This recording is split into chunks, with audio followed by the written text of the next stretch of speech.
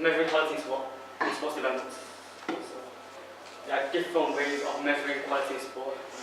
The methods I'm going to cover is club mark and Middlesex FA.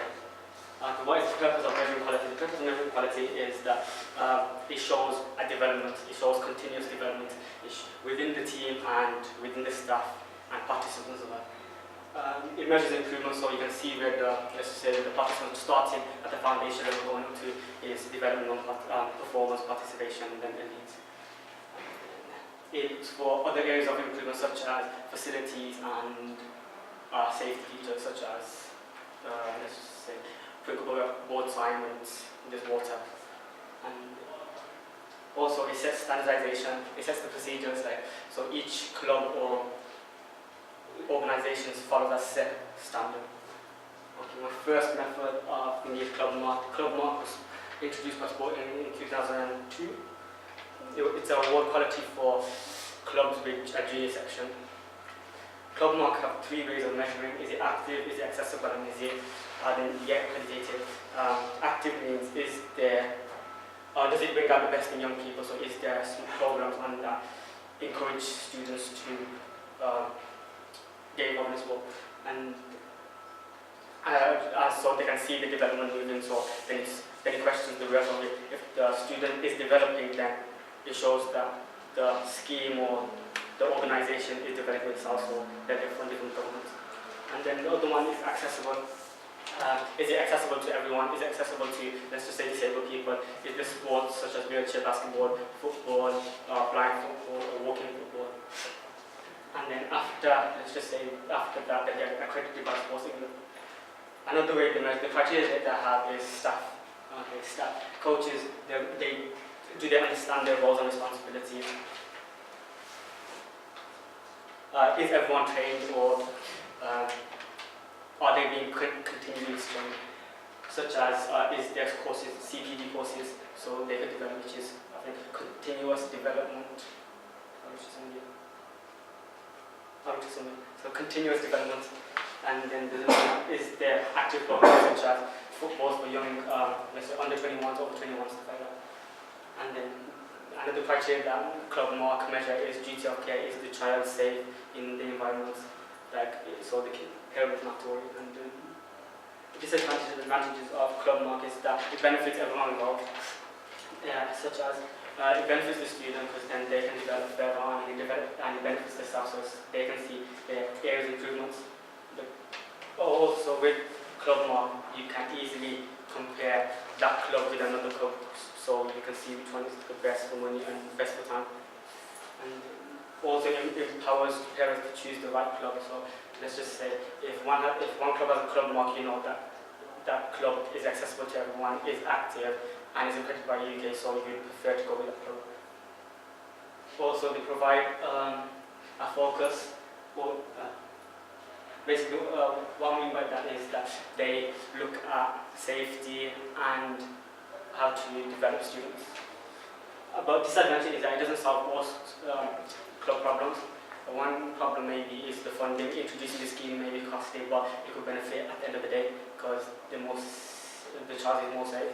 And another disadvantage is that staff motivation. Staff motivation is, are the staff involved? Do they know that they are club worthy? If they don't think they're club worthy, then they won't be club worthy. So are they confident in themselves?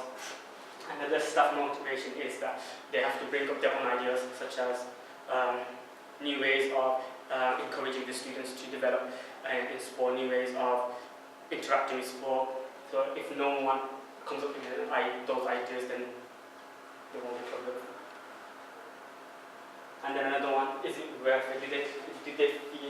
Is the money worth it? Which I'll cover in a bit. Okay, another method is Middlesex FA. Middlesex FA is a membership between 600 clubs, and they're responsible for club officials and referees, which also they're committed to develop football in a small area.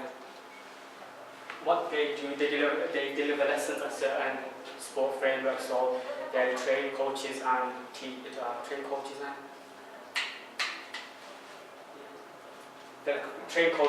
so with the CPD program, so where they can track their own development and see the area of improvement. Another way another thing that they do is that they offer a variation of all types of sports, such as disabled football and normal football. So it is accessible. Also, with Middlesex FA, they have a continuous annual report. So as a coach is coming up to his end of year, they'll be reviewed by an external verifier, more or less the FA. And plus, they have approved courses. So the courses that they will teach are approved by FA, such as the skills course that they teach. And also, as coaches, the students will have tutors which are constantly assessed. Okay, the development stage. The development stage of Middlesex FA is the candidate participants. The participants are given surveys at the end of the course, so the questions that they will encounter is how effective the course. So then they know like where the tutor or coach is going wrong. What did they learn? So did they actually learn anything? Was it worth it? Was it worth the participants' time and effort? And then at the end of that course, the results are analysed and given back to the coach. The tutors also undertake an annual review and assessment by FA, which is external verifier. With Middlesex FA, you have the FA Charter Standard, which is like an award that is given to clubs. It shows the like with the Charter FA Standard, the club has a volunteer development, so our volunteers increasing.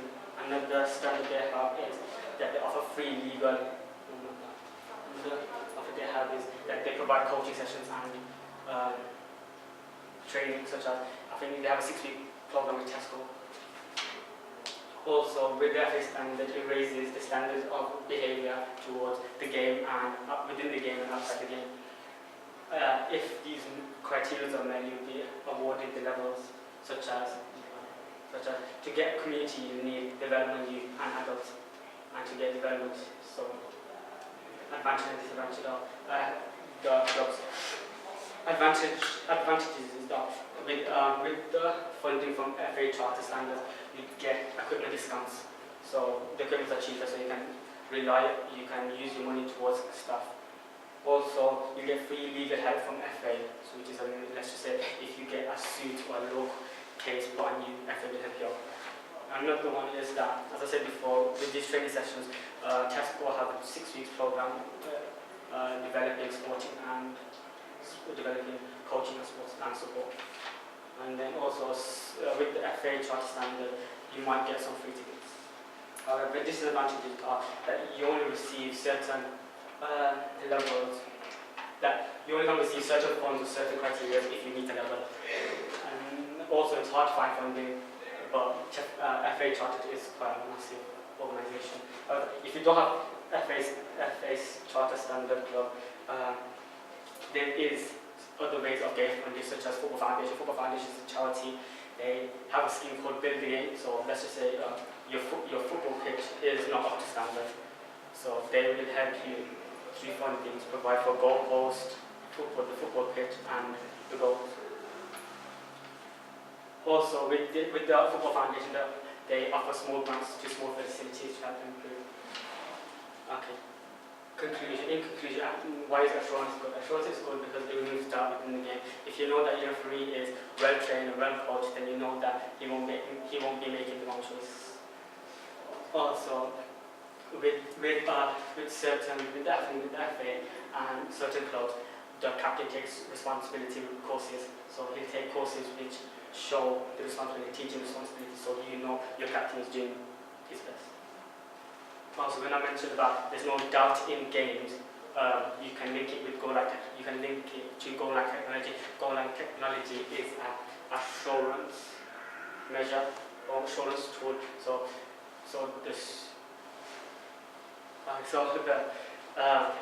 Let's say the players will know if they scored a goal or not. So with the referees, and then also with the goal line technology, they're always looking to develop further.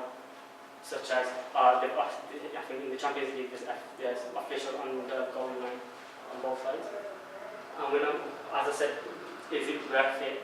So it's because as most of these are funding by the government. They need money, so if the government can see that they are developing, then it's worth it. So they invest in more staff and facilities. And that's about it. And there's one.